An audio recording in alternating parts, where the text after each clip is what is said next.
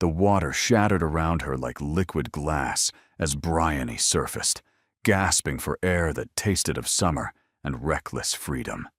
For one perfect moment, suspended between the cool embrace of the lake and the golden afternoon sun, she felt weightless, unburdened, alive in a way she hadn't felt since before her father's death, before the creditors came, before everything familiar crumbled to dust. She floated on her back, watching clouds drift across the endless blue, her dark hair fanning around her like ink spilled on silk. The old chemise she wore clung to her body, soaked through and entirely improper. But there was no one to see, no one to judge. This lake had been her sanctuary since childhood, hidden in the forest between her family's former estate and the neighboring lands. No one ever came here. That certainty lasted exactly 3 more heartbeats. The snap of a branch cut through the peaceful silence like a pistol shot. Bryony's body reacted before her mind caught up, legs kicking, arms flailing as she spun toward the shore. Her feet found the muddy bottom, water lapping at her collarbone, and she froze. A man stood at the edge of the lake. He was tall, broad-shouldered, dressed in riding clothes that probably cost more than her family's remaining possessions combined. Dark hair swept back from a face that would have been striking if not for the absolute stillness of his expression. He held the reins of a midnight black horse, and he was staring directly at her with eyes the color of winter storms. Heat flooded Bryony's face despite the cool water. She sank lower, crossing her arms over her chest, painfully aware of how the wet fabric revealed everything, concealed nothing. Her heart hammered against her ribs like a trapped bird. This is private property. His voice carried across the water, low and precise, with the cultured accent of old money and older titles. "You're trespassing." "I know perfectly well whose property this is." The words escaped before she could stop them, sharp with a defensiveness born of humiliation. "I've been swimming in this lake since I was 7 years old." His eyebrow rose fractionally. "Have you indeed?" The Ashwell estate borders these woods. This lake was always considered common ground between the properties. My father and the old Duke had an understanding. A flicker of recognition crossed his features. "Ashwell. You're Cornelius Ashwell's daughter." It wasn't a question. Bryony's chin lifted despite her compromising position. "I am. Bryony Ashwell. And you must be the new Duke of Windmere. I understood you were in London for the season." "I returned early." He made no move to leave, no gesture of gentlemanly discretion, simply stood there, studying her with an intensity that made her skin prickle beneath the water. "The old understanding, as you call it, ended when your father sold his estate to my predecessor 3 years ago. The lake is entirely within Windmere lands now. It has been since before my father's death." The words landed like stones in her chest. Of course her father had sold everything, including her childhood sanctuary, including even this small piece of peace. She should have known, should have checked before stripping down to her chemise and diving into water that no longer belonged to her family. "I apologize for the intrusion, Your Grace." Her voice came out steadier than she felt. "If you would be so kind as to turn around, I'll collect my things and leave immediately." He didn't move. "Your father's funeral was 3 weeks ago. I sent condolences, which were received with gratitude." Though Bryony couldn't remember seeing his name among the letters. There had been so many, and so few of them genuine. Most came from creditors wearing sympathy like a mask. "You're staying at the Ashwell cottage, the one your father retained. For another month, yes, until the lease expires and the new owners take possession." She couldn't keep the bitterness from her voice entirely. Another piece of her history, sold off to pay debts she hadn't even known existed until the solicitor read the will. "Your Grace, I really must insist that you turn around." In a moment, he released the horse's reins, taking a step closer to the water's edge. "Tell me, Miss Ashwell, what are your plans after the cottage lease expires? I fail to see how that's any concern of yours. Humor me." She should refuse, should demand he show some decency and allow her to preserve what little dignity remained. But something in his gaze held her there, treading water in her ruined chemise, answering questions she had no obligation to answer. "I'll seek a position. Governess, most likely, or companion to an elderly lady. My education was thorough, even if my circumstances are reduced." The words tasted like ash, like surrender. "I have references from before my father's troubles began." "And your brother?" "Gilbert, isn't it? I recall he was involved with some investment scheme that went rather spectacularly wrong." Bryony's hands clenched beneath the water.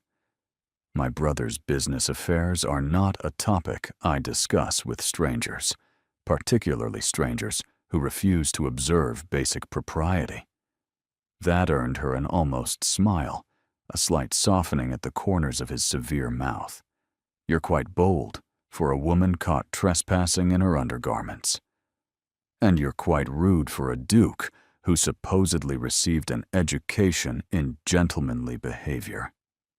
Silence stretched between them, broken only by the gentle lap of water against the shore and the distant call of songbirds. Then, impossibly, he laughed. It was a rusty sound, as if he'd forgotten how, but genuine nonetheless. "Miss Ashwell, I find myself in need of assistance with a rather delicate matter." He reached into his coat pocket, withdrawing something that glinted gold in the sunlight. "How would you feel about a temporary arrangement that might benefit us both considerably? I would feel that you've lost your mind. I'm standing in a lake in nothing but a wet chemise. We've known each other for approximately 4 minutes, and you're proposing some sort of arrangement." "Not proposing." His eyes met hers, sharp and calculating, and strangely desperate beneath the aristocratic composure. "Offering. There's a difference." Bryony stared at him, water dripping from her hair, her heart pounding for reasons that had nothing to do with cold. Every rational instinct screamed at her to refuse, to demand he leave, to salvage what remained of her dignity and forget this encounter ever happened. But dignity didn't pay debts. Pride didn't secure futures. And the alternative? The slow grinding poverty of a governess's life, the dependence on strangers' goodwill, the absolute erasure of everything she'd once been.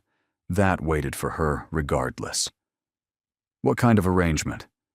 The Duke of Windermere smiled, and it transformed his face from merely handsome to something far more dangerous. "The kind that requires you to attend a house party at Windermere Hall, as my guest, and, for all appearances, as my potential bride." The world tilted sideways. Bryony forgot the cold water, forgot her state of undress, and forgot everything except the impossibility of what he'd just said. "You cannot be serious. I assure you, Miss Ashwell, I have never been more serious about anything in my life." He tucked the gold object, a pocket watch, she now realized, back into his coat. "But perhaps we should continue this conversation once you're properly attired. I'll wait by the old oak. You have 5 minutes to decide whether you want to hear more, or spend the rest of your life wondering what might have been." He turned then, finally showing her the courtesy of his back, and walked toward a massive oak tree some 50 yards distant. His horse followed without command, loyal as a shadow. Bryony stood frozen in the water, her mind racing faster than her shivering body could process. A duke, a house party, a pretend courtship. She had 5 minutes to decide her future. 4 minutes and 53 seconds later, she emerged from the lake, wrung out her hair, pulled her worn dress over her damp chemise, and walked toward the oak tree. She didn't look back. The Duke of Windermere stood with his back against the ancient oak, arms crossed, watching her approach with an expression that revealed nothing of his thoughts. Up close, away from the distorting shimmer of water, he was even more imposing than she'd first realized. At least 6 feet tall, with the lean, powerful build of a man who spent time on horseback rather than in drawing rooms. His face was all sharp angles and controlled intensity. Handsome in a way that felt almost aggressive, he was also, she noticed, younger than she'd expected. Perhaps 30, possibly a year or two less. The weight he carried in his bearing had aged him in her initial assessment. "You came?" He didn't sound surprised. "I'm here to listen." That's not the same as agreeing to anything. Bryony stopped several feet away, painfully aware of her dripping hair and the damp patches spreading through her faded muslin dress. "You mentioned an arrangement. Explain." "Direct. I appreciate that." He pushed away from the tree, beginning to pace with the restless energy of a caged predator. "My grandmother, the Dowager Duchess, has decided that my period of mourning is concluded. She's arranged a house party at Windermere Hall next week. 20 guests, carefully selected, all designed to push me toward one particular outcome. Marriage. To Lady Venetia Ashby, specifically. The Earl of Pemberton's daughter. Beautiful, wealthy, connected. Everything a duchess should be on paper." His voice flattened. "She's also calculating, cold, and views me as nothing more than a title to be acquired. My grandmother doesn't care. She wants an heir secured, the bloodline continued, duty fulfilled." Bryony recognized the bitterness in his tone. She'd heard it in her own voice often enough. "And you don't want to marry Lady Venetia." "I don't want to marry anyone. Not yet. Not while I'm still," he stopped, his jaw tight. "Not while I'm still managing my father's death and the weight of expectations I never wanted." "Then simply tell your grandmother no." "You don't know my grandmother."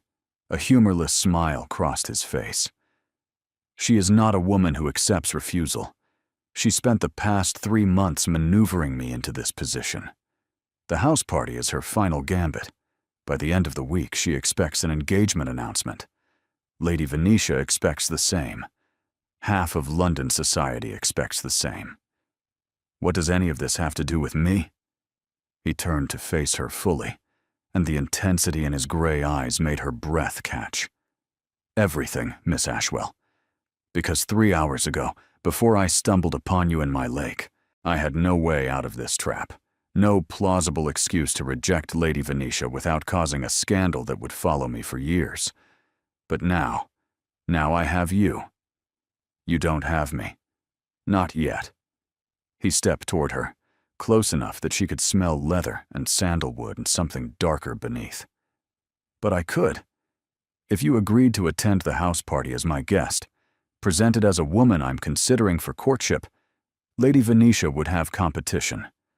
My grandmother would be forced to delay her plans, and I would have time to breathe, to grieve, to figure out what I actually want from my life, without being pushed into a marriage I'll regret."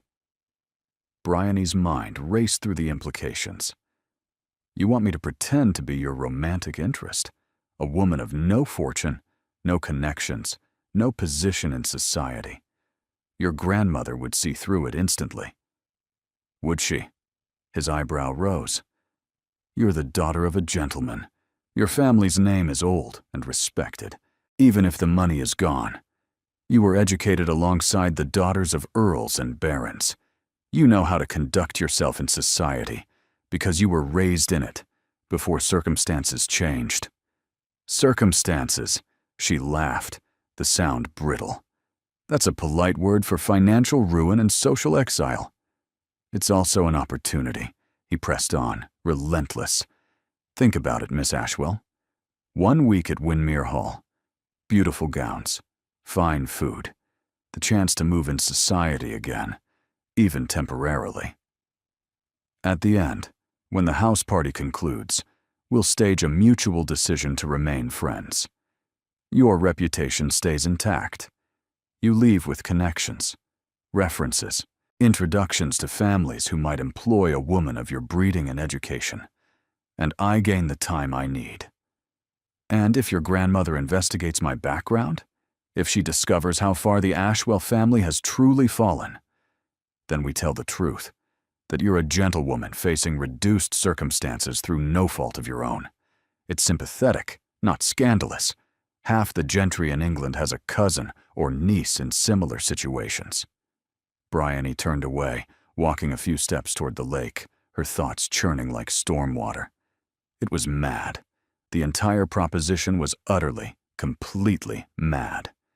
She'd be walking into a viper's nest of aristocratic politics and family drama, armed with nothing but borrowed dresses and a fabricated connection to a man she'd met less than an hour ago. But the alternative was the cottage's empty rooms, the dwindling funds, and the slow death of every dream she'd ever held. Gilbert's schemes had left them with nothing. Her father's debts had swallowed what remained. In a month, she'd be homeless, seeking employment as a glorified servant in some stranger's household. At least this way, she'd have a chance. A small one, fragile as spun glass, but a chance nonetheless. I have conditions. She turned back to face him. Something like respect flickered in his expression. Name them. First, I want complete honesty about what I'm walking into. Every family secret, every social landmine, and every enemy I might encounter. I won't be ambushed by information you chose to withhold. Agreed. Second, I want my expenses covered entirely. Gowns, accessories, transportation, everything. I won't pretend to be a viable Duchess candidate while wearing patches and last decade's fashions. You'll have an unlimited account at any modiste you choose. Third, she advanced toward him, holding his gaze with steel she hadn't known she possessed. When this ends, I want letters of introduction, real ones, from you and from any connections I make during the house party. Recommendations that will open doors to respectable positions. I won't go back to nothing. I won't survive this performance, only to end up worse than before. The Duke studied her for a long moment, something shifting behind his careful mask. You negotiate like a woman who's had to fight for everything she has. I am a woman who's had to fight for everything she has. Bryony didn't flinch. Do we have a deal, Your Grace? He extended his hand. The gesture was strange, almost masculine, the kind of agreement sealed between business partners rather than a gentleman and a lady. But then, nothing about this situation followed the normal rules. We have a deal, Miss Ashwell. His grip was warm and firm, calloused in ways that suggested he did more than simply ride his horses. The house party begins in 4 days. I'll send a carriage for you tomorrow morning to begin preparations. You'll need to meet my sister, Cosima. She'll help you with the finer details of our supposed courtship. Your sister knows about this scheme? My sister is the one who originally suggested I find an alternative to Lady Venetia. She'll be your ally. For the first time, something like warmth entered his voice. Cosima sees marriage as something that should involve actual affection, a radical notion in our family. Bryony released his hand, suddenly aware of how long she'd held it. And your grandmother? The dowager? The warmth vanished. Will be your greatest obstacle. She's formidable, perceptive, and absolutely convinced she knows what's best for this family. She'll try to break you down, find your weaknesses, and force you to reveal the arrangement. She sounds delightful. She's terrifying. He said it without humor. But if you can survive her scrutiny, the rest will be manageable. Comforting. He retrieved his horse's reins, preparing to mount. One more thing, Miss Ashwell. During the house party, you should call me Hadrian. Formality between supposed romantic interests would appear suspicious. Hadrian. She tested the name, feeling its weight on her tongue. And you may call me Bryony, I suppose, though the circumstances of our first meeting suggest we've already dispensed with most formalities. His gaze dropped briefly to her still damp dress, and she thought she caught the ghost of a smile. "I'll endeavor to forget the lake entirely." "See that you do." She watched him swing into the saddle with easy grace. "Tomorrow morning, then. I'll be ready." "I don't doubt it." He looked down at her from horseback, silhouetted against the afternoon sun like something out of a painting. "Welcome to Windmere, Miss Ashwell. Try not to drown before you arrive." He rode away before she could respond, disappearing into the trees with the speed of a man escaping something. Bryony stood alone in the clearing, lake water still dripping from her hair, and wondered what exactly she'd just agreed to. The carriage that arrived at the cottage the next morning was a study in restrained opulence. Black lacquer with silver trim, drawn by 4 matched gray horses, attended by a coachman and 2 footmen in immaculate Windmere livery. It looked almost absurd, parked in the overgrown lane outside her modest home. Bryony had spent the night alternating between anxious preparation and outright panic. She'd packed her few decent dresses, knowing they would be inadequate. She'd written a letter to Gilbert explaining her absence, omitting any details that might tempt him toward another scheme. She'd walked through the cottage one final time, touching walls that had sheltered her childhood summers, saying goodbye to spaces she might never see again. Now she stood on the front step, a single traveling case at her feet, watching the footman approach with an expression of studied neutrality. "Miss Ashwell." At her nod, he collected her case with the same care he might show a duchess's luggage. "His Grace sends his compliments and hopes your journey will be comfortable." The carriage interior was even more impressive than its exterior. Velvet cushions in deep burgundy, curtains of cream silk, a small basket containing fruits, pastries, and a sealed note with her name written in bold, masculine script. She opened the note as the carriage began to move. "Miss Ashwell, your first test begins immediately. My sister Cosima will meet you upon arrival. Listen to everything she tells you. Trust nothing my grandmother says. And for your own sake, eat something before you reach the house. Windmere dinners are elaborate performances, and you'll need your strength." The journey took 3 hours, winding through countryside that grew increasingly dramatic as they traveled north. Rolling hills gave way to dense forests, which parted eventually to reveal glimpses of something massive on the horizon. Windmere Hall emerged from the landscape like a crown. Bryony's breath caught as the full scope of the estate came into view. The house was enormous, a sprawling edifice of honey-colored stone that seemed to glow in the afternoon light. Towers and turrets punctuated the roofline, and endless rows of windows glittered like watching eyes. Formal gardens spread before the main entrance, geometric patterns of hedge and flower that must have required an army of groundskeepers to maintain. This was where she would spend the next week, pretending to belong, pretending she might actually become mistress of all this impossible grandeur.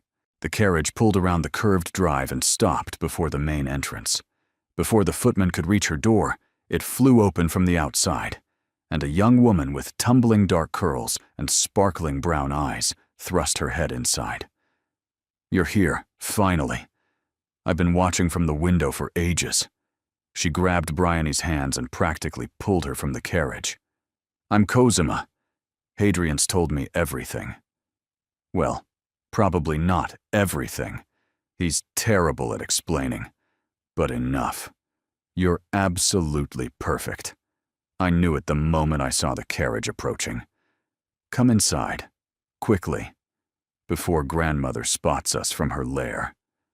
Bryony found herself swept through the massive front doors and into an entrance hall that could have contained her entire cottage several times over. Marble floors stretched in every direction. A grand staircase curved upward toward distant galleries. Portraits of stern-faced ancestors observed her passage with what felt like active disapproval. "Don't mind them," Cosima noticed her gaze. "The Sterlings have always been a gloomy lot. Hadrian's the worst of them, actually, though he's improved slightly since yesterday. Something about finding a mysterious woman swimming in his lake. Her eyes sparkled with mischief. I need every detail of that story, by the way. He's being infuriatingly vague. There's not much to tell. I was trespassing. He caught me. Now I'm here. Yes, but the trespassing was in your undergarments, wasn't it? Cosima grinned at Bryony's furious blush. I knew it. Hadrian turned absolutely scarlet when I pressed him about it. I haven't seen him blush since we were children. You're already doing wonders for him. They climbed the grand staircase, turned down a long corridor lined with more disapproving portraits, and finally stopped before a door painted soft green. Your rooms. Cosima pushed the door open with a flourish. The Jade Suite. I insisted. It has the best light and the prettiest view, and it's far enough from grandmother's apartments that she can't spy on you easily. Bryony stepped inside and felt her legs threaten to buckle. The suite was larger than any room she'd ever occupied. A sitting room with silk-covered furniture in shades of green and gold. An attached bedroom dominated by a canopied bed draped in embroidered fabric. A dressing room lined with mirrors and empty wardrobes waiting to be filled. Windows that stretched from floor to ceiling, overlooking gardens that seemed to extend forever. The modiste is coming this afternoon. Cosima settled onto a chaise, clearly prepared for an extended conversation. Madame Laurent, she's the best in 3 counties, and she owes our family several favors. You'll have a complete wardrobe by tomorrow evening. Ball gowns, day dresses, riding habits if you ride, everything you need. This is too much. Bryony's voice came out strange, overwhelmed. I can't accept all of this. You can, and you will. It's the arrangement. Cosima's voice softened, losing some of its bubbling energy. Bryony. May I call you Bryony? My brother explained the terms you negotiated. I want you to know that I think you were absolutely right to demand what you did. And I want you to know that I'm on your side. You don't even know me. I know my brother, which is better. Cosima curled her legs beneath her, looking suddenly younger, more vulnerable. Hadrian hasn't been himself since our father died 8 months ago. He just withdrew. Into duty, into work, into this shell of responsibility that doesn't let anything through. Grandmother's been using his grief against him, pushing Lady Venetia as the solution to everything. But Venetia is, she shuddered delicately. She's dreadful, actually. Cold as ice and twice as sharp. She'd make him miserable. And you think I won't? I think you're real. Cosima's brown eyes met hers directly. I've watched you for 5 minutes, and I already know more about who you are than I've learned about Venetia in 5 years of acquaintance. You're not pretending to be something you're not. You're not calculating every word. You're just here. Present.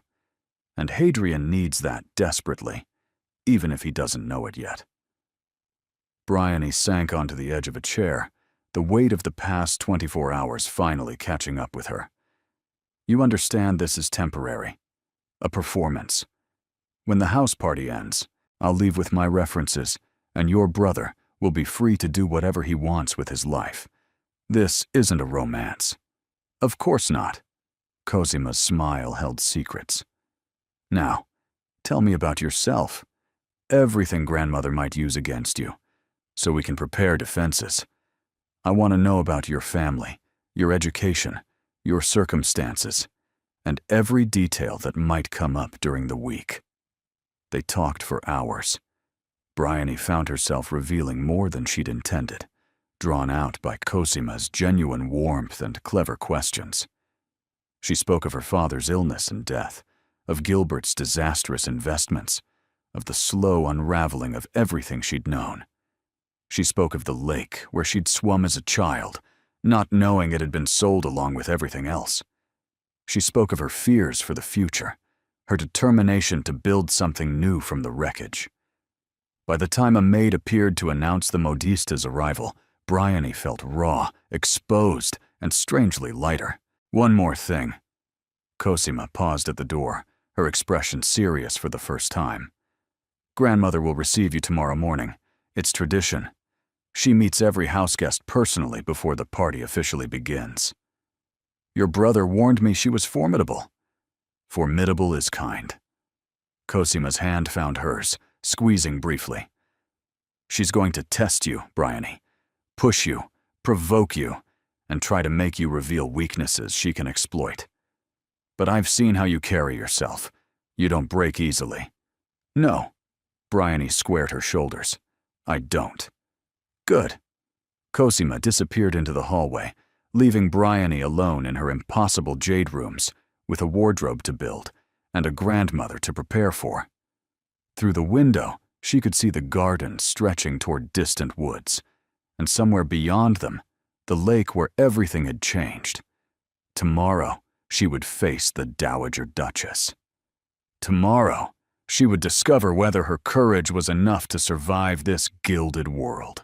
Tonight, she would sleep in silk sheets for the first time in her life and try not to dream of drowning.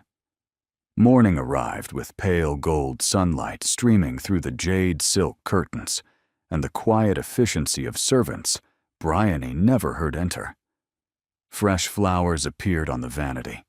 A breakfast tray materialized on the sitting room table, and laid across the chaise was a morning dress of soft dove gray with pearl buttons, more elegant than anything she'd ever owned. A young maid with copper hair and freckled cheeks helped her dress, introducing herself as Pippa and chattering cheerfully about the household. Lady Cosima says you're to eat well, miss. The Dowager doesn't take breakfast with guests, so you've time to settle your nerves. Pippa arranged Bryony's dark hair into a simple but becoming style.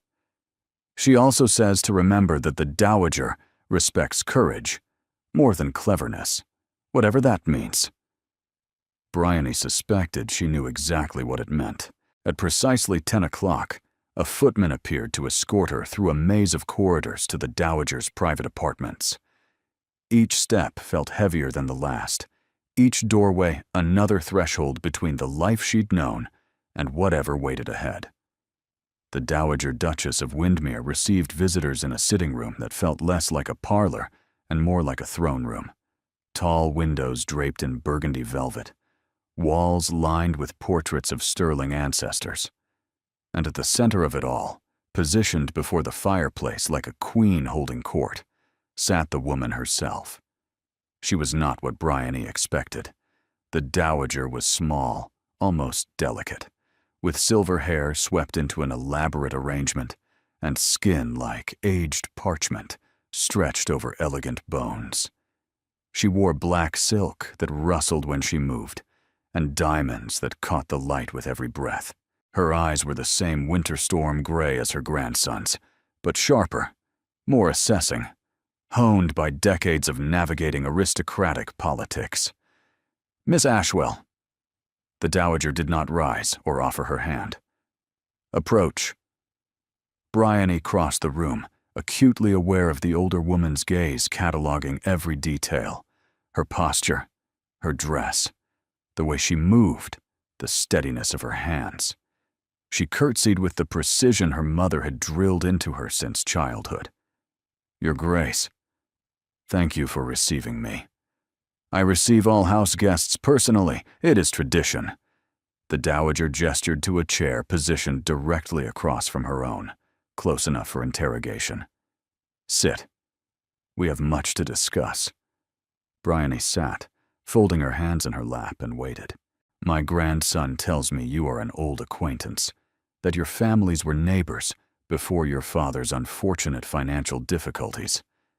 The Dowager's tone made clear what she thought of that explanation. He tells me you encountered each other recently and renewed your connection, that he invited you to the house party as his personal guest. That is accurate, Your Grace. Is it? The Dowager leaned forward slightly. Because I have made inquiries, Miss Ashwell. Your father died 3 weeks ago, leaving debts that consumed what little remained of the Ashwell estate. Your brother Gilbert is a known associate of gamblers and schemers. Your family has not moved in society for nearly 4 years. And yet, here you are, installed in my finest guest suite, wearing a dress that was clearly not purchased with your own funds. Each fact landed like a blow, but Bryony kept her expression steady. Everything you've said is true, Your Grace. I won't insult your intelligence by pretending otherwise. Something flickered in the dowager's eyes.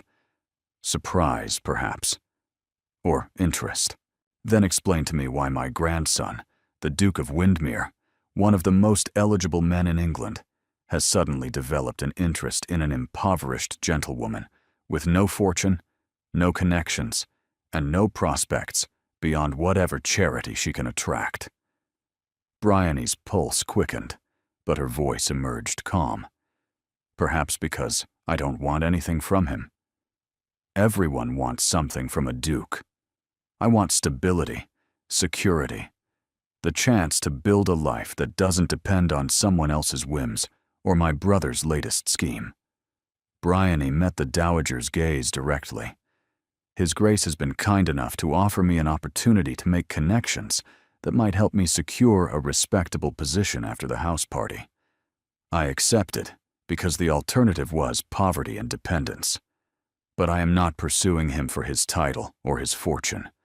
I'm not pursuing him at all. The dowager studied her for a long moment, her expression unreadable. You're either remarkably honest or remarkably clever.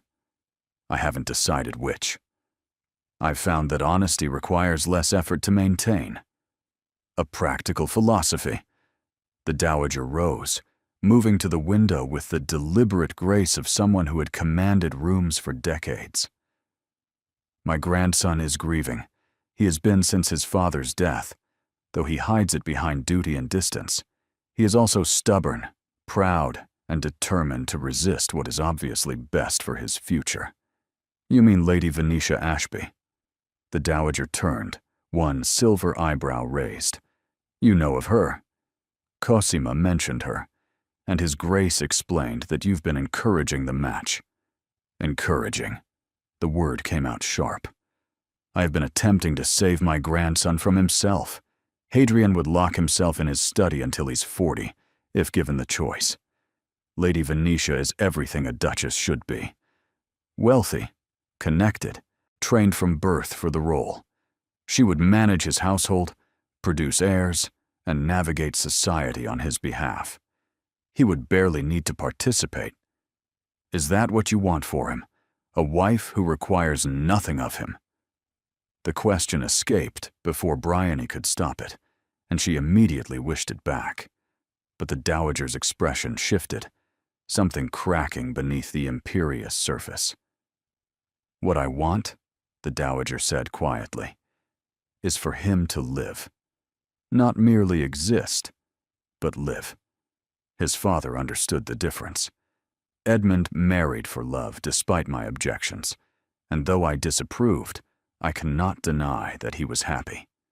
Truly happy, until the illness took him. She turned back to the window. Hadrian has closed himself off from that possibility. He sees marriage as duty, connection as weakness. Lady Venetia would not challenge that. She would enable it. Bryony remained silent, uncertain how to respond. You, Miss Ashwell, are an unknown variable. The dowager faced her again, her gaze piercing. You have no pedigree to recommend you, no fortune to tempt him, nothing but whatever qualities exist beneath that composed exterior. You are either exactly what you appear to be, a desperate woman grasping at opportunity, or you are something else entirely. Something that might actually reach him. I'm not trying to reach him, Your Grace. This is a temporary arrangement, a week's performance, nothing more. So you say. The dowager moved toward her, stopping close enough that Bryony could smell lavender, and something sharper beneath. One more thing. If you hurt him, if you manipulate his grief for your own advantage, if you give him hope only to crush it, I will ensure you never recover. I have spent 50 years building influence in this society. I can use it to protect, or I can use it to destroy. I understand, Your Grace. Do you? The dowager's eyes bored into hers. I wonder. You carry yourself like a woman who has already lost everything. But there are always deeper losses waiting. Remember that. She moved toward the door, and Bryony understood the audience was concluded. But the dowager paused at the threshold, her hand on the frame. Dinner is at 8. Lady Venetia and her family arrived this afternoon, along with most of the other guests. I suggest you use the intervening hours to prepare yourself. A thin smile crossed her lined face. The performance begins tonight. She swept out, leaving Bryony alone in the throne room with her racing heart and the unsettling realization that she'd been given both a warning and something else entirely. Something that felt almost like permission. Bryony spent the afternoon in a whirlwind of preparation. Madame Laurent arrived with an army of assistants and an avalanche of fabric, conducting fittings with the precision of a military campaign. Gowns materialized as if by magic. Evening dresses in sapphire and gold, day dresses in soft pastels, a riding habit in deep green that made her eyes glow. Through it all, Cosima kept up a running commentary on the guests who would be arriving. Lord and Lady Pemberton are Venetia's parents. He's harmless, mostly interested in his hunting dogs. She's the dangerous one, nearly as calculating as her daughter. They've been positioning Venetia for a ducal match since she was in the schoolroom. And the others? The Thornberry sisters, Margot and Sylvie. Old family friends, mostly harmless gossips. Sir Rupert Crane and his wife, political connections grandmother cultivates. The Belmont family, including their son Marcus, who's been sniffing around Venetia himself, though she won't give him the time of day, now that a duke is in her sights. Cosima ticked them off on her fingers. And various assorted cousins, minor nobility, and social climbers filling out the numbers. A viper's nest. An accurate description. Cosima grinned. But you'll have allies.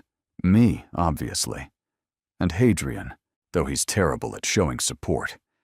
He tends to stand in corners, looking severe, rather than actually talking to people.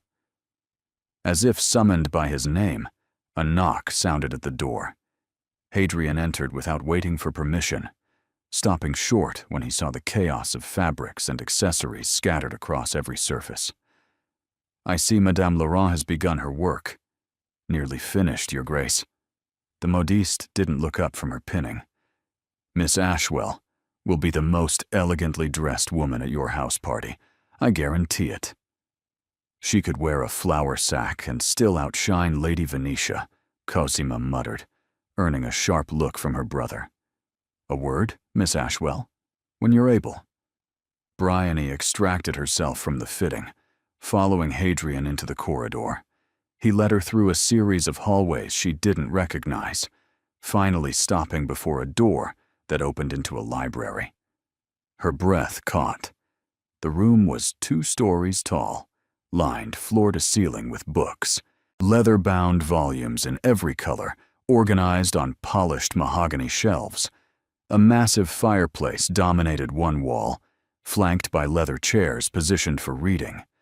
The scent of old paper and wood polish wrapped around her like an embrace. My father's sanctuary. Hadrian moved to a window, his back to her. He spent more time here than anywhere else, reading philosophy, writing letters, escaping grandmother's schemes. It's beautiful. It's lonely.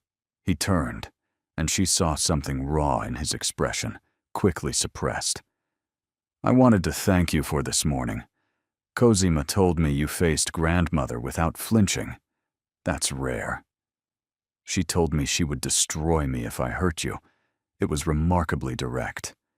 That sounds like her. He almost smiled. She means it, you know. She's not given to empty threats. I gathered. Bryony moved deeper into the library, trailing her fingers along the spines. She also said something else, that you haven't looked this alive in months. She seemed to think our arrangement had something to do with it. Silence stretched between them. When she turned, Hadrian was watching her with an intensity that made her skin prickle. My grandmother sees what she wants to see. Does she? Bryony held his gaze. Because I think she sees quite clearly. She knows this is a performance, even if she can't prove it. And she's watching to see whether there's anything real beneath the act. Is there? The question hung in the air, dangerous and charged. There's practicality, Bryony said carefully. Mutual benefit. Two people using circumstance to solve immediate problems. That's what we agreed to. Yes. He approached her, stopping near enough that she could see the flecks of darker gray in his eyes.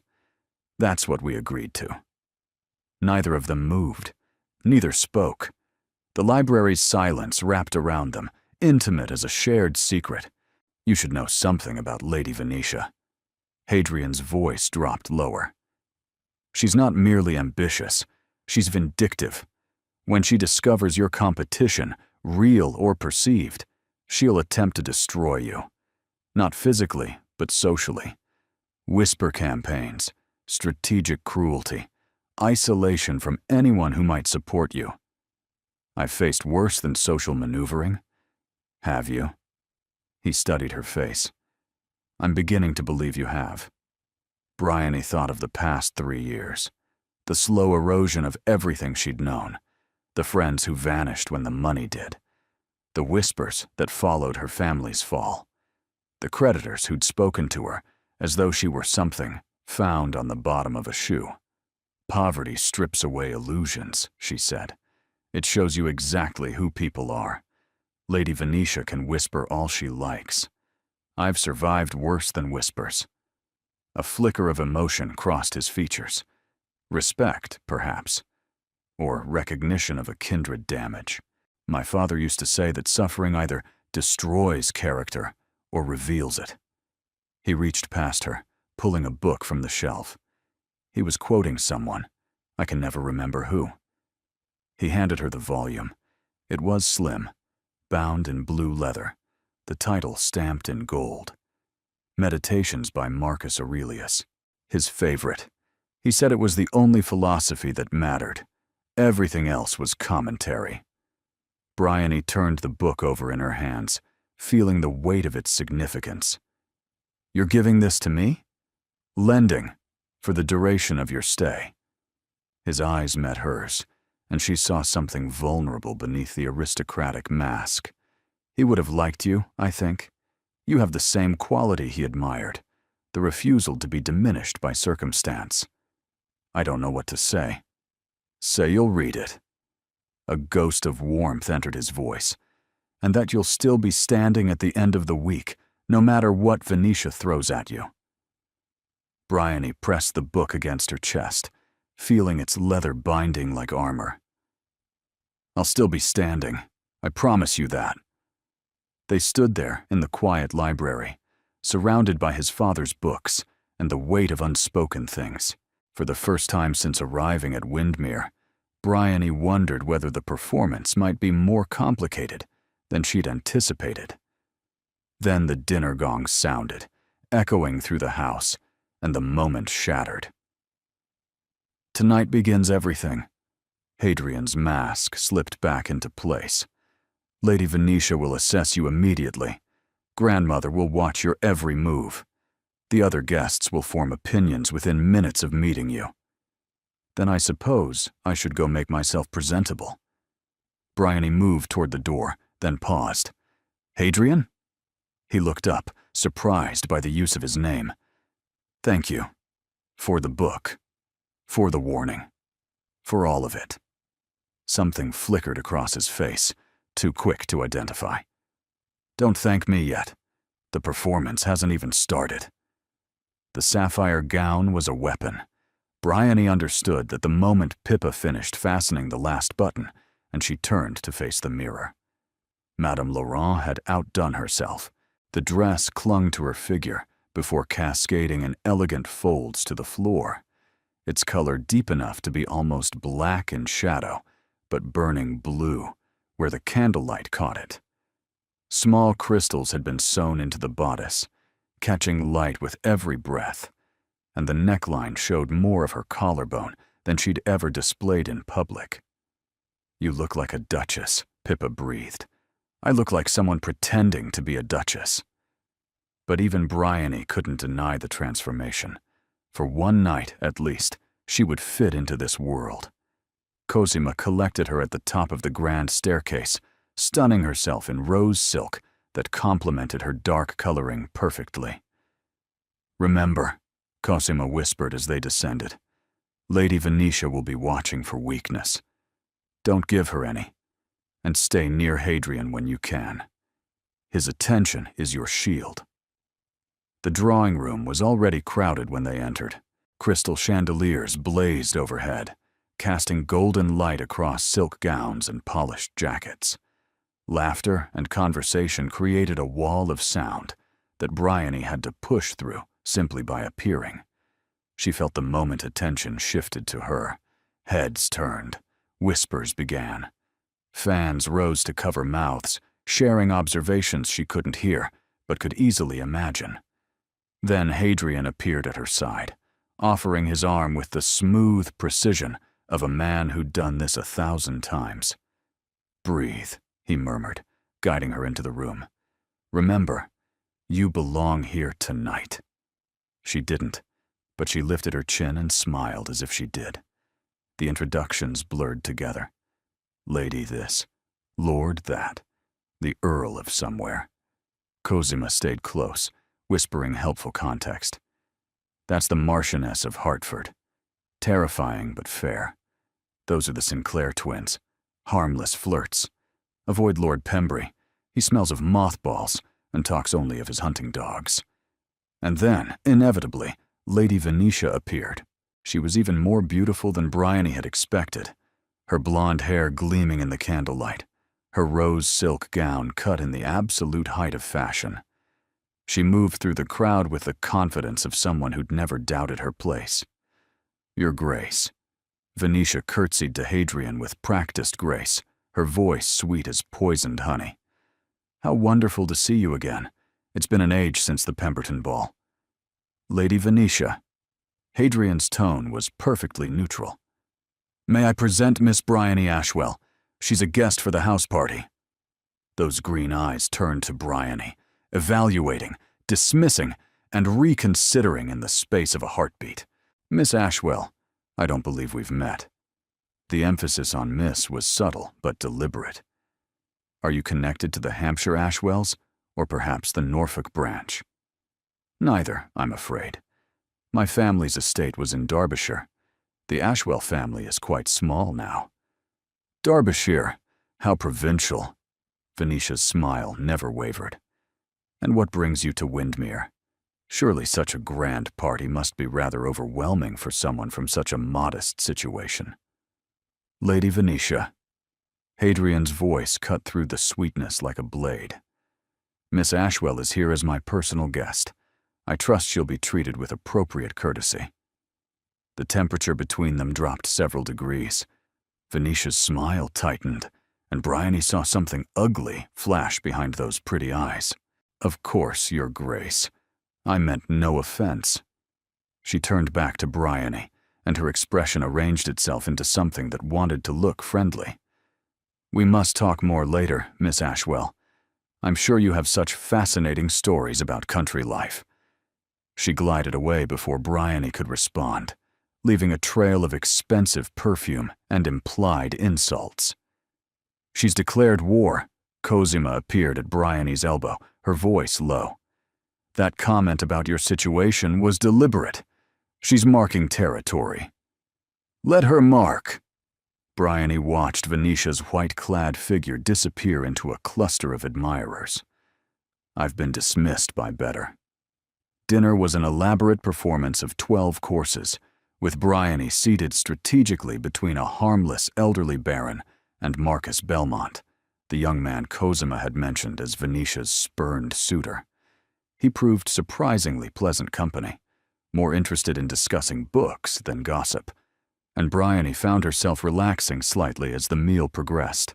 From across the table, she caught Hadrian watching her. He looked away immediately when their eyes met, but she'd seen something in his expression. Approval, perhaps, or concern.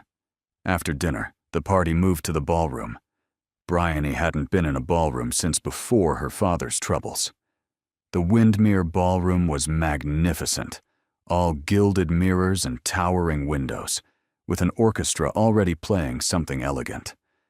Couples began to form for the first dance, and she found herself standing alone at the edge of the floor, suddenly uncertain. Then Hadrian was beside her, offering his hand. The first dance of the evening. Traditionally, the host opens with his most honored guest. I'm hardly your most honored guest. Tonight you are. His eyes held hers with unsettling intensity. May I have this dance, Miss Ashwell? She placed her hand in his, and they took the floor. The waltz began, and everything else faded. His hand at her waist, firm and guiding, her palm pressed against his, the music swelling around them like a tide. She was aware of watching eyes, of Venetia's fixed smile, of the dowager's assessing gaze from her position by the wall. But mostly, she was aware of him. You're thinking too hard, Hadrian murmured as they turned. Stop counting and simply move. I'm not counting. You're doing something. Your shoulders are rigid as boards. Perhaps because the entire room is staring at us and waiting for me to make a mistake. Then disappoint them? His grip tightened slightly, pulling her closer than was strictly proper. Show them what I already know, that you belong here as much as anyone. Something shifted in her chest. She stopped calculating, stopped worrying, simply let the music guide her. They moved together with surprising grace, turning and sweeping across the floor, and she felt almost weightless. Better, he said quietly. Much better. The dance ended too soon. He released her with a formal bow, and the spell broke. But something lingered, a warmth in her chest, an awareness of how his hand had felt at her waist. The next hour passed in a blur of dances and conversation. Marcus Belmont claimed her for a quadrille. Sir Rupert discussed parliamentary matters she barely understood. The Thornbury sisters cornered her with questions about fashion that she answered as vaguely as possible. Through it all, she felt Hadrian's awareness tracking her across the room. Whenever she looked up, he was there, watching from whatever conversation he was supposedly engaged in. And whenever she looked up, Venetia was watching too. The confrontation came during a break between dances. Bryony had stepped onto the terrace for air, the cool night a relief after the ballroom's heat. She was alone for precisely 30 seconds before Venetia emerged from the shadows. Miss Ashwell, how fortunate. I was hoping for a private word. Bryony turned, her spine straightening instinctively. Lady Venetia, are you enjoying the evening? Immensely.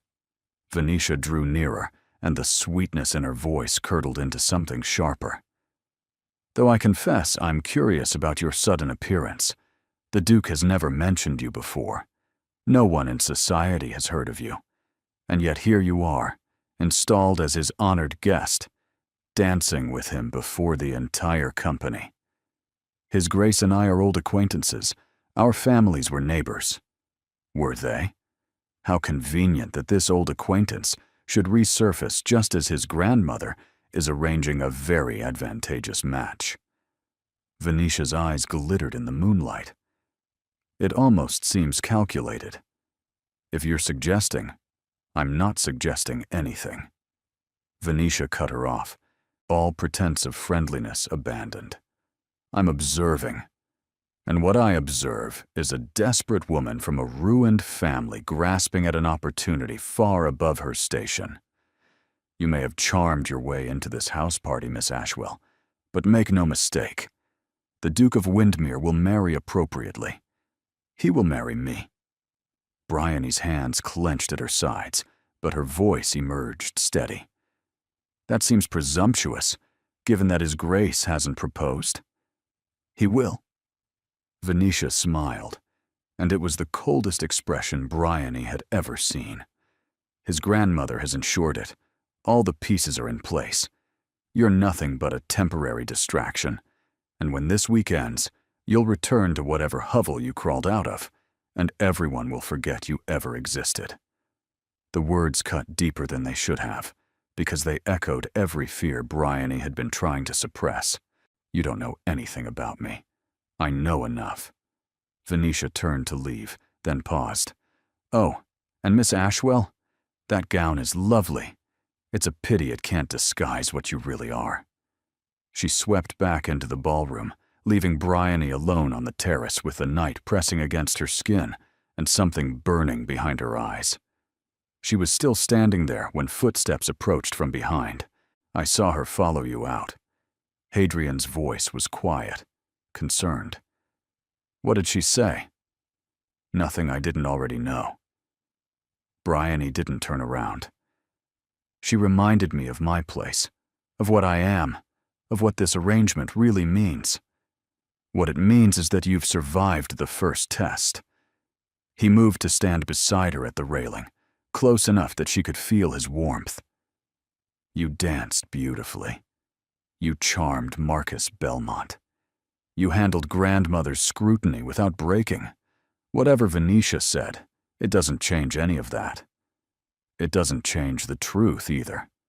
She finally looked at him, and something in her expression made his jaw tighten. "I am temporary. This is borrowed. When the week ends, I go back to being nobody, and she'll still be here. She'll still win." "No." The word came out fierce, unexpected. "She won't." "Hadrian."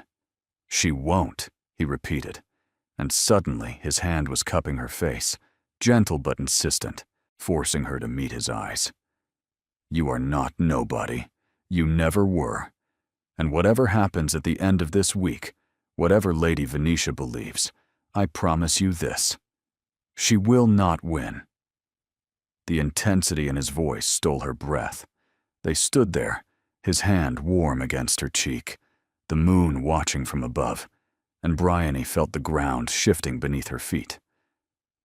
"You shouldn't make promises you can't keep," she whispered. "I never do." The ballroom doors opened, spilling light and music across the terrace. They separated quickly, but not before several pairs of eyes registered their position. "The last dance is about to begin." Hadrian's voice had returned to formal neutrality, but something in his eyes remained. "Will you honor me, Miss Ashwell?" She took his hand, and together they walked back into the light. But as they passed through the doorway, Bryony saw Venetia watching from across the room, and the fury in those green eyes promised that the real battle was only beginning. The days that followed the ball established a pattern Bryony learned to navigate with increasing skill. Morning walks in the gardens with Cosima, afternoon activities designed to showcase the guests' various accomplishments, archery, painting, cards, evening dinners that lasted hours, followed by music, or dancing, or charades. Through it all, Venetia watched. She never confronted Bryony directly again, but her presence was constant, suffocating. A whispered comment to another guest that fell silent when Bryony approached. A sympathetic smile that didn't reach her eyes. Strategic positioning that ensured she was always near Hadrian, always visible, always reminding everyone of the match that was supposed to happen. On the fourth day, the house party ventured to the village for a fair. Bryony found herself separated from Cosima in the crowd, wandering between stalls selling ribbons and sweetmeats, momentarily free from the weight of observation. She was examining a display of pressed flowers when Venetia appeared beside her. "Miss Ashwell, how charming to find you admiring such modest wares." Venetia's voice dripped with false warmth. I suppose it reminds you of home. Bryony set down the flower she'd been holding. Lady Venetia, are you enjoying the fair? Immensely. Though I confess these rustic entertainments grow tedious after a while. Venetia picked up a ribbon, examined it with distaste, and dropped it again. I prefer London's diversions. The opera, the theater, the endless social engagements that come with being a duchess. You speak as though the position is already yours. Isn't it? Venetia's smile sharpened. Oh, I know you've been playing your part admirably. The mysterious guest, the object of the Duke's sudden fascination. It's quite the performance. But we both know how this ends. Do we? Of course. Venetia leaned in, lowering her voice to a conspiratorial murmur. The Dowager has already arranged everything. The announcement will come at the closing ball. Hadrian will propose. I will accept. And by this time next year, I'll be the Duchess of Windermere. It's been planned for months. Bryony's stomach clenched, but she kept her expression neutral. Plans change. Not these plans. Something ugly flickered behind Venetia's pretty features. You see, Miss Ashwell, I've made inquiries of my own. I know about your brother's debts. I know about the creditors circling your family's remaining assets. I know that your cottage lease expires in 3 weeks, and after that, you'll have nothing. Nowhere to go. No one to help you. Each word landed like a blow, precise and devastating. What's your point? My point is that you're desperate. Venetia's voice hardened. And desperate women make mistakes. I've already mentioned to several guests that I'm concerned about you. That your circumstances might be driving you to pursue the Duke inappropriately. That perhaps his kindness is being exploited by someone with ulterior motives. That's a lie. Is it? Venetia's eyebrow rose. A penniless woman from a ruined family, suddenly appearing at a house party, wearing gowns she couldn't possibly afford, dancing with the Duke before the entire company. It doesn't take much imagination to see how that looks. Bryony's hands trembled at her sides. Hadrian knows the truth. He invited me here. Hadrian is grieving and confused. He's clinging to anyone who seems different from the expectations he's drowning in. But grief fades, Miss Ashwell. Confusion clears. And when it does, he'll see exactly what you are. Venetia's smile turned poisonous. A temporary distraction, a charity case, a woman so far beneath him that this entire charade is almost embarrassing to witness. The words cut deeper, because they echoed every fear Bryony had been trying to suppress since the moment she'd agreed to this arrangement. You don't know anything about what I am. I know everything that matters. Venetia adjusted her gloves with deliberate casualness. I know that when this week ends, you'll return to your crumbling cottage and your worthless brother and your future of servitude. And I know that I'll still be here. I'll always be here. Because this is my world, Miss Ashwell. You're just visiting. She swept away before Bryony could respond, disappearing into the fair's crowds with the practiced grace of someone who had already won.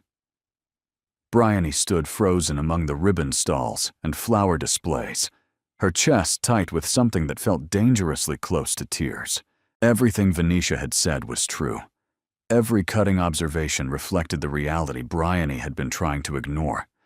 This was temporary, borrowed, a fantasy that would evaporate the moment the house party ended. She was still standing there when Cosima found her. Bryony, what's wrong? You look like you've seen a ghost. Nothing. The word came out hollow. I just need some air. You're already outside. Then I need different air.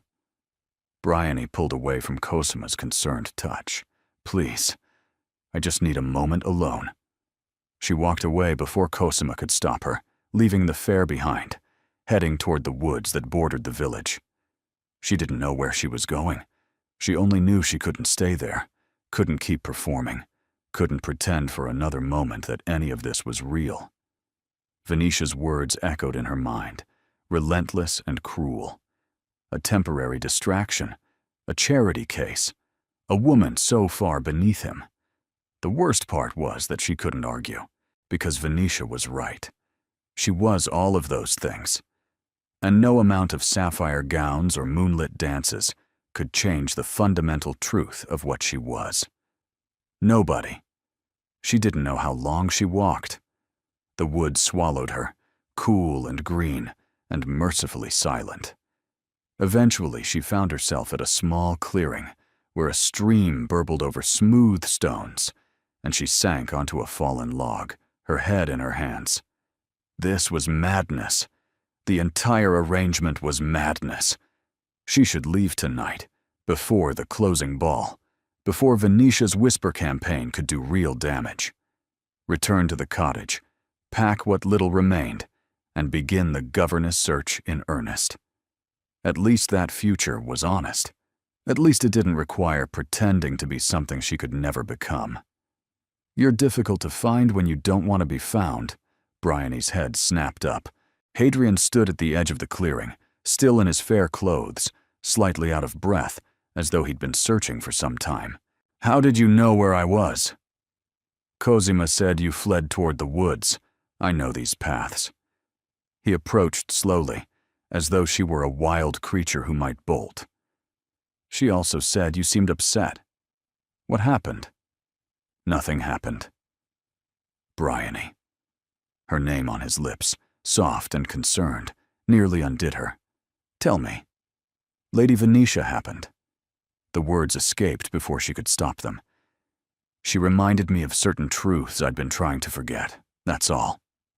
Hadrian's jaw tightened. "What truths?" "That this is temporary. That I'm a charity case playing dress-up in a world I don't belong to. That when the week ends, I go back to nothing, while she gets everything she's been planning for." "That's not. It is true." Bryony stood, needing to move, needing distance. "Every word of it. I don't have a fortune, Hadrian. I don't have connections or position or any of the things that matter in your world. I have a crumbling cottage, a brother who can't stay out of debt, and 3 weeks before, I have to start begging strangers for employment." "You won't have to beg anyone for anything." "You can't promise that." Her voice cracked. "You can't promise anything. We agreed to a performance, and performances end. That's what they do."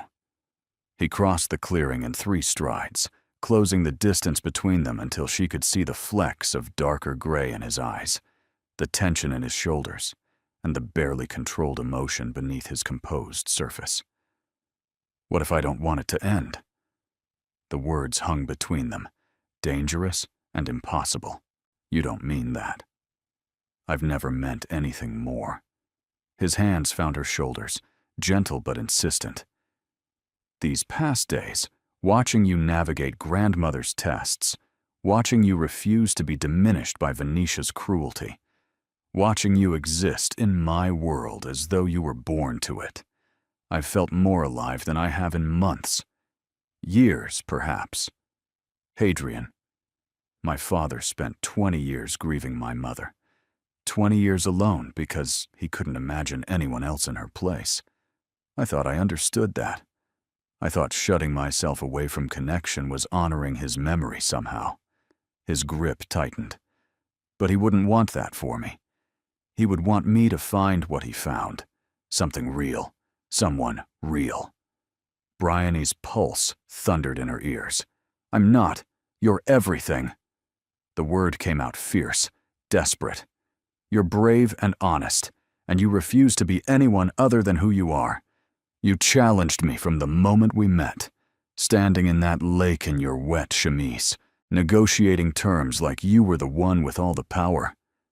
Despite everything, a laugh escaped her. I was terrified. You didn't show it. His hand rose to cup her face, thumb brushing her cheekbone. You never show it. You just keep standing, keep fighting, keep being exactly who you are. And I think I've been falling for you since the moment you told me I was rude for a duke who supposedly received an education. That was rather bold of me. It was perfect. His eyes searched hers, vulnerable in a way she'd never seen. Tell me I'm not alone in this. Tell me you feel something too. She should deny it, should protect herself from the inevitable heartbreak waiting at the end of this fairy tale, should be practical and sensible and all the things that survival demanded. Instead, she told the truth. I feel everything. Her voice emerged barely above a whisper. Too much. It terrifies me. Good. He pulled her closer, eliminating the last distance between them. Terror means it matters. Then he kissed her. It wasn't gentle. It wasn't careful. It was desperate and searching and honest in a way that words could never be. His mouth claimed hers, and she responded with equal intensity, her hands fisting in his jacket, pulling him closer, closer, as though she could absorb him through sheer force of wanting. When they finally broke apart, both breathing hard, his forehead rested against hers. "Come back to the house with me," he murmured. "We'll tell grandmother together. We'll figure out how to make this work. Your grandmother will never accept me. Then I'll change her mind, or I'll proceed without her blessing." His eyes met hers, fierce with determination. "I'm done being controlled by expectations, Bryony. I want to choose, and I choose you." The words wrapped around her heart like armor. For one perfect moment, she let herself believe. Let herself imagine a future where this was real, where she could be enough, where love actually conquered the practical realities of fortune and position. Then voices echoed through the trees. "Your Grace? Your Grace, are you there?" They sprang apart as a servant crashed through the undergrowth, his expression urgent.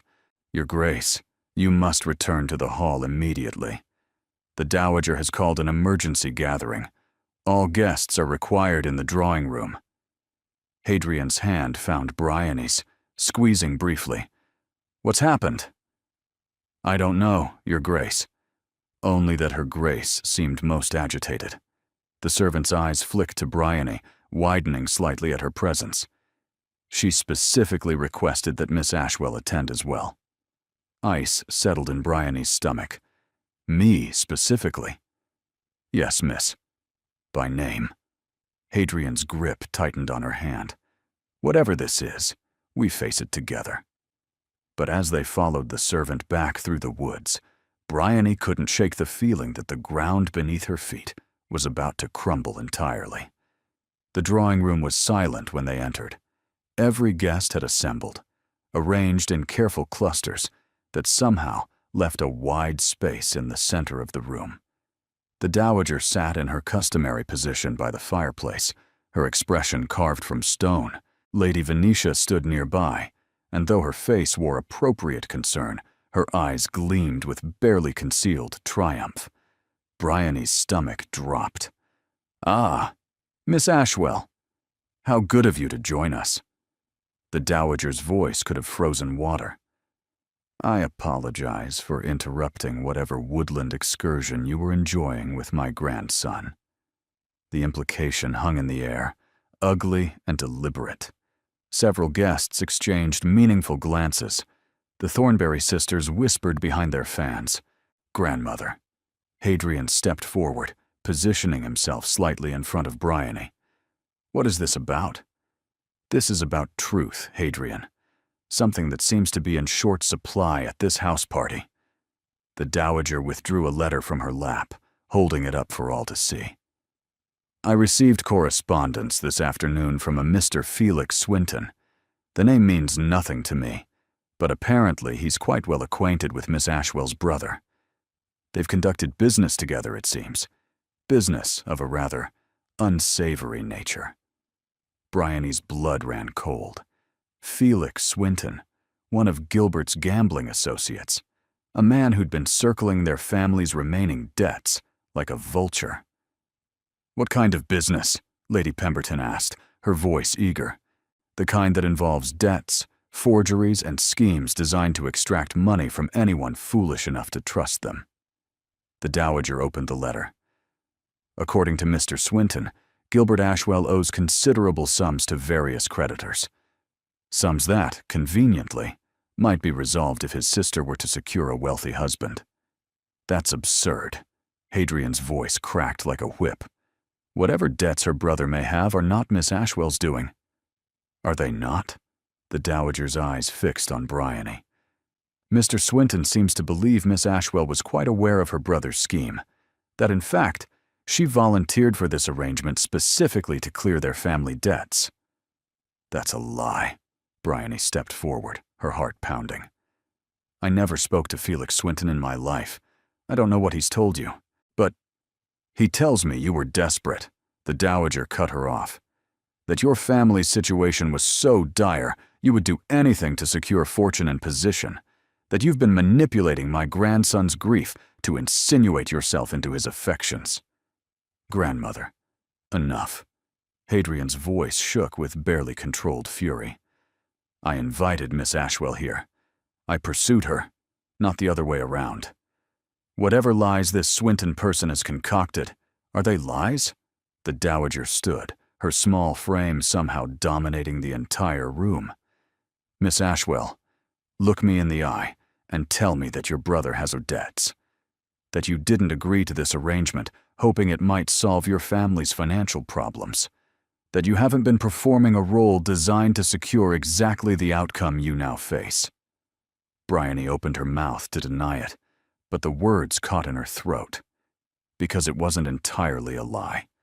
She had agreed partly because of the opportunity it offered. She had hoped for connections that might secure her future. The arrangement had always been transactional on some level. Her hesitation was answer enough. I thought so. The Dowager's voice held no triumph, only weary disappointment. Lady Venetia warned me that something was amiss. I should have listened sooner.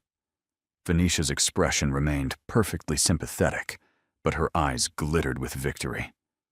Grandmother, this changes nothing. Hadrian moved to stand beside Bryony. Whatever the circumstances of our introduction, my feelings are real. Her character is real. A letter from some opportunist doesn't erase what I've come to know. What you've come to know? The Dowager laughed bitterly. You've known her for less than a week. You're grieving, vulnerable, and desperate for something to feel other than pain. She saw that and exploited it. That's not, Bryony started. Isn't it? The Dowager turned to face her directly. Tell me honestly, Miss Ashwell, when you agreed to come here, was it because you genuinely cared for my grandson? Or was it because you saw an opportunity to escape your circumstances? The room held its breath. Bryony looked at Hadrian, saw the desperate hope in his eyes, and felt something shatter inside her, because she couldn't lie. Not to him. Not about this. It was both, she whispered. At first, it was the opportunity. But then, you developed feelings. The Dowager's voice dripped with scorn. How convenient, how perfectly timed. It's the truth. Truth? The Dowager gestured at the assembled guests. The truth is that you're a fortune hunter in a borrowed gown, and everyone in this room can see it. The truth is that my grandson deserves better than a schemer who uses grief as a gateway to wealth. The truth, Miss Ashwell, is that you don't belong here. You never did. The words landed like physical blows.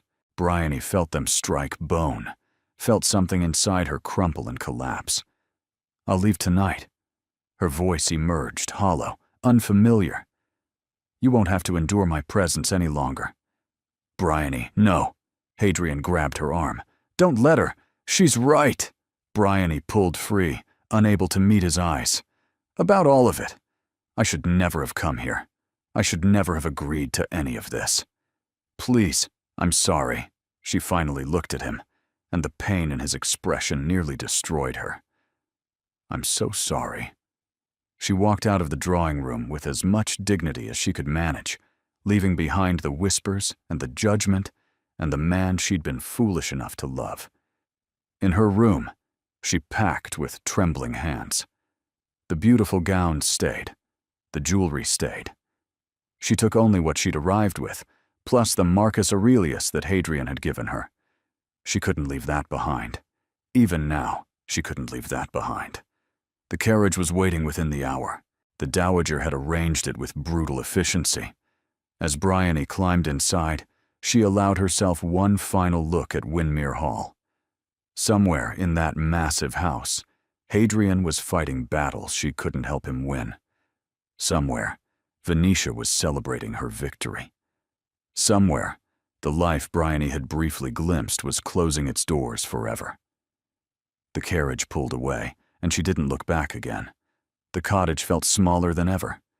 Bryony stood in the doorway, her single traveling case at her feet, and tried to remember why she'd ever thought this place was home. The walls pressed close. The furniture sagged with decades of use. Everything smelled of dust and disappointment. Gilbert found her there an hour later, still standing in the doorway, unable to make herself move further inside. "Bryony? What happened? I thought you were at some grand house party." It ended early. She finally stepped inside, setting down her case. "Did you send Felix Swinton to write letters about me?" Gilbert's expression flickered with guilt. "I don't know what you're— Don't lie to me." Her voice emerged flat, exhausted.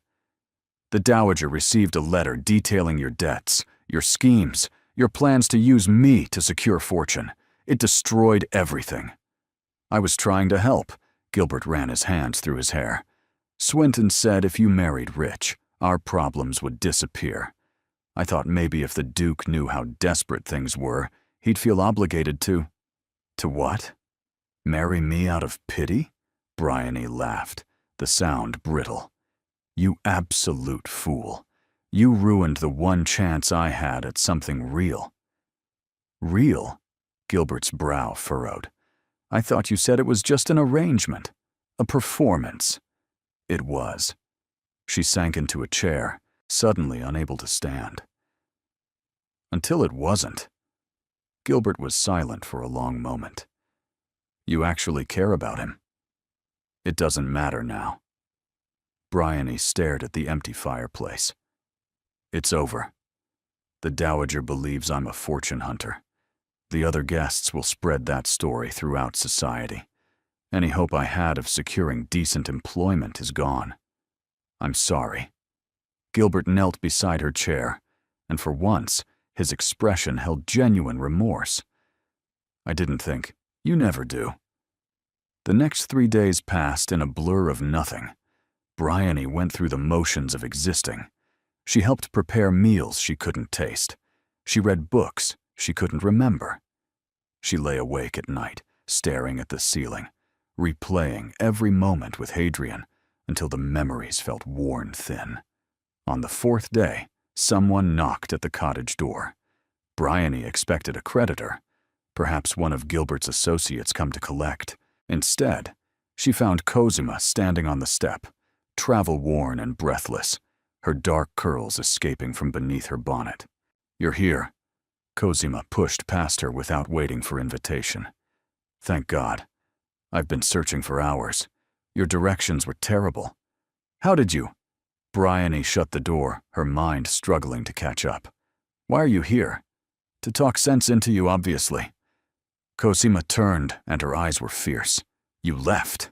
You just left without fighting, without letting Hadrian defend you, without even saying a proper goodbye." "There was nothing to fight for." The dowager was right. "I am everything she accused me of." "You're not." Cosima grabbed her hands. "Listen to me. Swinton's letter was a scheme. He owed money to Venetia's family. Did you know that? The Pembertons bought his debts, specifically, so they could use him to destroy you." Shock rippled through her. "What?" "Venetia arranged the whole thing. She saw how Hadrian looked at you, how different he'd become since you arrived, and she panicked. She paid Swinton to write that letter, time to arrive at the worst possible moment. Cosima's grip tightened. It was sabotage, Bryony. Deliberate, calculated sabotage. Even if that's true, it doesn't change what I admitted. I did agree to the arrangement partly for practical reasons. I did hope it might solve my problems. So what? Cosima's voice rose with frustration. You were honest about your circumstances from the beginning. You negotiated terms openly. You never pretended to be something you weren't. That's not fortune hunting. It is survival. The Dowager doesn't see it that way. The Dowager doesn't know everything. Cosima released her hands, pacing the small room. She's been wrong before. She was wrong about my mother. Did you know that? She opposed the match for years, and she's wrong about you. It doesn't matter. It matters to Hadrian. Cosima stopped, her expression softening. He's been impossible since you left. Locked in his study, refusing to see anyone, barely eating. He told grandmother he won't marry Venetia regardless of what happened.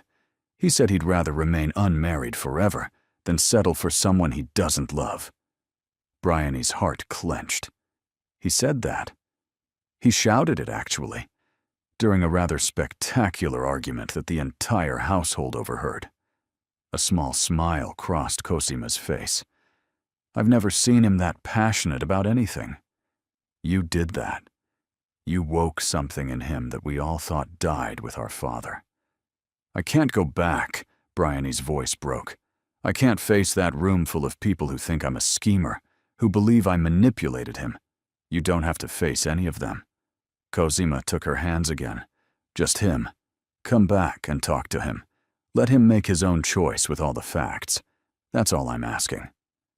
Bryony looked around the cottage that had become her prison, at the peeling wallpaper and the sagging furniture and the future of slow diminishment that waited if she stayed. Then she looked at Cosima, who'd traveled hours to find her, who believed in her despite everything, who was offering her a chance she didn't deserve. One conversation, she said finally. That's all. Cosima's face split into a brilliant smile. That's all you'll need. The carriage arrived at Windmere as the sun began to set, painting the honey-colored stone in shades of gold and amber. Most of the house party guests had departed, Cosima explained. Only the family remained, along with a few servants preparing the house for its return to normalcy. He's in the library. Cosima squeezed her hand as they entered the great hall. He's barely left it since you went. I'll make sure grandmother doesn't interfere. Bryony climbed the familiar stairs, walked the familiar corridors, and stopped before the library door. Her hand trembled as she raised it to knock. Come in. His voice, muffled through the wood, still sent warmth flooding through her chest. She pushed open the door. Hadrian stood by the window, silhouetted against the dying light. He looked terrible. Dark shadows under his eyes. His usually immaculate clothing rumpled. His hair disordered, as though he'd been running his hands through it for days. He turned, and the expression that crossed his face when he saw her nearly brought her to her knees. Bryony. Her name emerged like a prayer. You came back. Cosima convinced me. She stepped into the room, suddenly uncertain. She told me about Venetia, about Swinton, about what really happened. None of that matters. He crossed to her in 3 strides, stopping just short of touching her. What matters is that you're here. What matters is that you gave me a chance to say what I should have said before you left. Hadrian, let me finish. His eyes held hers with desperate intensity. When grandmother confronted you, when she accused you of scheming, I should have defended you more strongly. I should have told everyone in that room exactly what you mean to me. Instead, I let you walk away thinking I believed her accusations. You tried to stop me. Not hard enough. His jaw tightened. I've spent the past 4 days berating myself for that failure, for letting Venetia's manipulation succeed, for being too shocked to fight when fighting was what you needed. There was nothing you could have done, The dowager had made up her mind. Grandmother's mind has been changed. His expression changed subtly. I told her everything. The arrangement, the circumstances of our meeting, the way my feelings evolved from practicality to something much deeper. I told her that I love you, and that I intend to marry you if you'll have me, and that no amount of opposition will alter that decision. Bryony's breath caught. You told her you love me? I told everyone. A ghost of a smile crossed his tired face. Rather loudly, as it happens. Cosima says the servants will be gossiping about it for years. And the dowager? Was furious, then resigned, then, surprisingly, almost impressed. He stepped closer, finally allowing himself to touch her, his hands cupping her face with devastating gentleness. She said, "You must be extraordinary to provoke such feeling in me." She said perhaps she'd underestimated what you were. She threatened to destroy me. She threatens everyone. It's her way of showing concern. His thumbs brushed her cheekbones. She's waiting in her sitting room. She wants to speak with you again, if you're willing. Why? Because she realized something. When you left, when you walked away with nothing but dignity and the clothes on your back, when you refused to fight for yourself even though you could have, she saw what I'd seen all along, that you're not a schemer or a fortune hunter. You're just a woman who was dealt an unfair hand and played it with more grace than anyone could expect. Tears pricked Bryony's eyes. I was going to take the book, the Marcus Aurelius. I couldn't leave it behind. Of course you couldn't. His voice cracked with emotion. It was a gift, from my heart to yours. You were supposed to keep it. Hadrian, I love you. The words came out fierce and certain. I love your courage and your honesty and the way you refuse to be diminished by circumstance. I love that you challenged me from the moment we met. I love that you make me want to be present, to feel, to live instead of merely existing. I love you too. She finally let herself say it, let the truth flow free. I've been trying not to, but I do. Completely. Terrifyingly. He kissed her then, and it was different from the desperate kiss in the forest. This was tender, searching, full of promise rather than urgency. When they broke apart, his forehead resting against hers, she felt something settle into place inside her chest. Marry me. His voice was rough with emotion, not because of arrangement or convenience or social maneuvering. Marry me because I can't imagine facing another day without you beside me. Your grandmother will never fully approve. My grandmother will come around. She always does when she realizes she's wrong. He pulled back to look at her, his eyes burning with intensity. Say yes, Bryony. Let me spend the rest of my life proving that you made the right choice. She thought of everything she'd be gaining. A home, security, a place in a world she'd once belonged to. But more than that, more than any practical consideration, she'd be gaining him. The man who'd seen her at her most vulnerable and offered opportunity instead of judgment. The man who'd fought for her even when she'd stopped fighting for herself. Yes. The word emerged, steady and sure. Yes, I'll marry you. His smile transformed his entire face, washing away the exhaustion and pain, leaving only joy. He kissed her again, and she felt the future opening before them like a door thrown wide. They went to the dowager together, hand in hand. The older woman received them in her sitting room, her expression unreadable. But when Bryony curtsied, the dowager raised a hand to stop her. No, you're to be my grandson's wife. We're family now, or will be soon enough. Her eyes, so like Hadrian's, studied Bryony's face. I owe you an apology, Miss Ashwell. I allowed myself to be manipulated by people with their own agendas. You were trying to protect your grandson, your Grace. I was trying to control him, There's a difference." The dowager's lips quirked. "Edmund, my son, Hadrian's father. He always said I interfered too much. That love couldn't be managed like a household account. I didn't listen then. Perhaps it's time I started." "Does this mean you approve?" Hadrian asked, his grip on Bryony's hand tightening. "It means I won't oppose you." The dowager's gaze met Bryony's directly. "Lady Venetia has been sent away. The story of her deception will circulate through society by week's end. Your reputation, Miss Ashwell, will be restored." "Thank you, Your Grace." "Don't thank me. Prove me right." The dowager stood, moving toward them with the deliberate grace that characterized all her movements. "Prove that love is worth more than strategy. Prove that my grandson, choose wisely."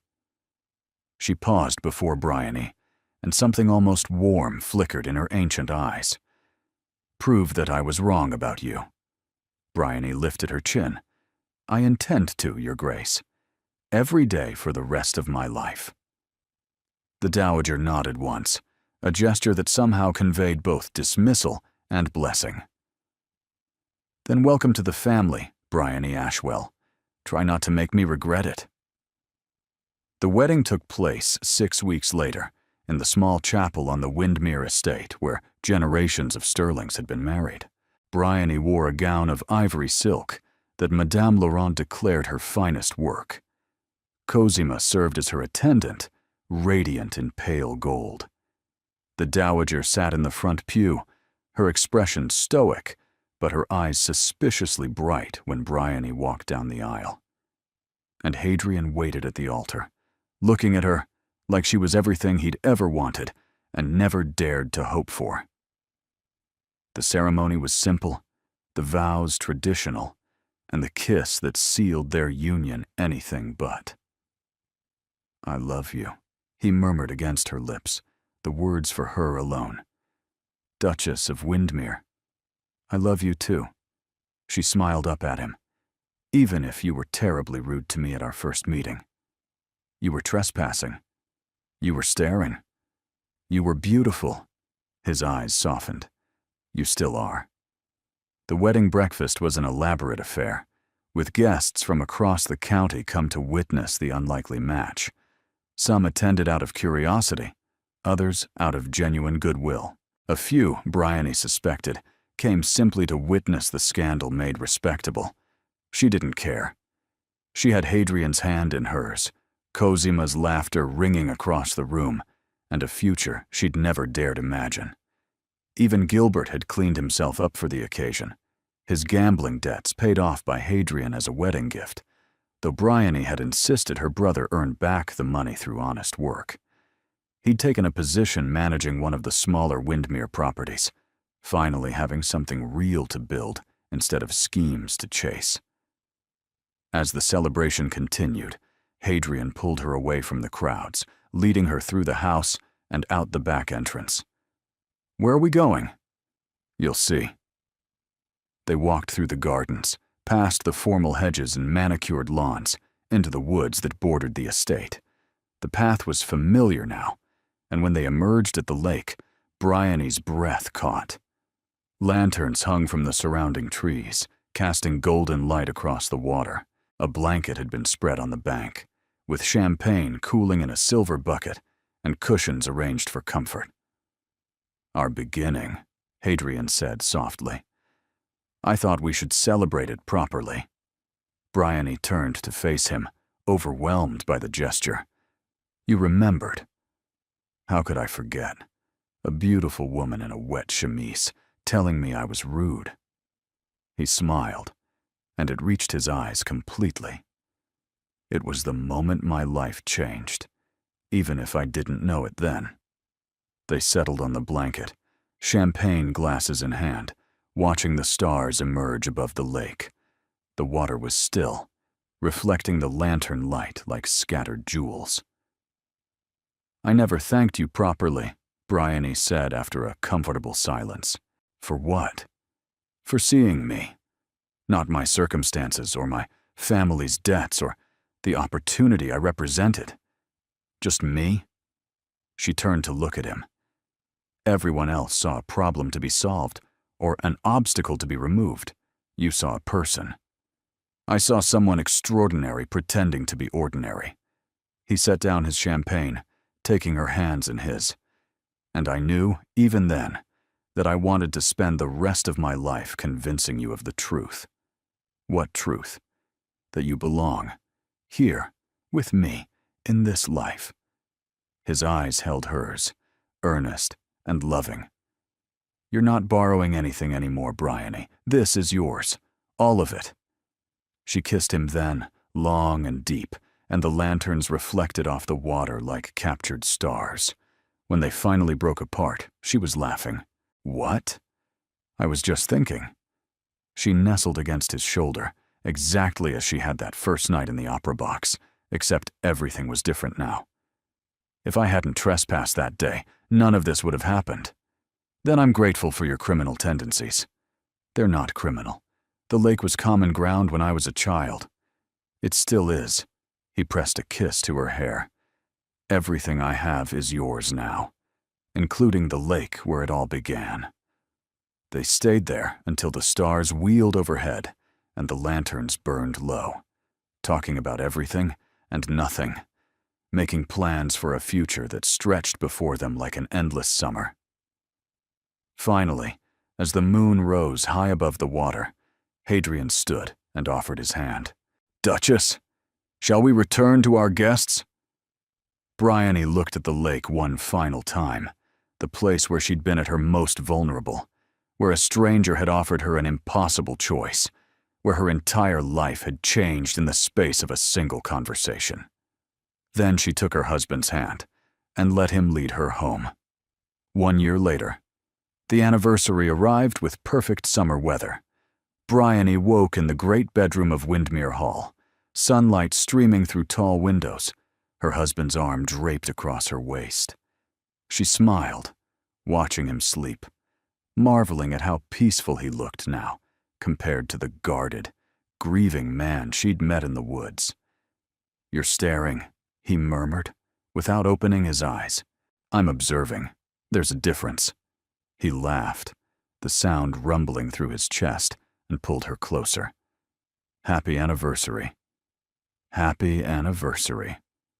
They spent the morning in comfortable domesticity, breaking their fast together, reviewing correspondence, discussing estate business as equal partners. The Dowager had mellowed considerably over the year, especially after Bryony's careful management of several household crises that proved her capable of the Duchess role. In the afternoon, Hadrian disappeared on mysterious business, returning just before sunset with a conspiratorial smile. Come with me. He led her to the lake. The lanterns had returned, strung through the trees, exactly as they'd been on their wedding night. The blanket was spread on the bank, champagne cooling in the same silver bucket.